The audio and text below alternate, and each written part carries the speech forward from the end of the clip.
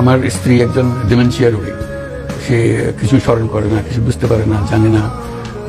তার দেখাশোনার দায়িত্ব আমার উপরে এসে পড়ে। সে আমাকে ছাড়া আর কাউকে চেনেও না, বুঝেও না।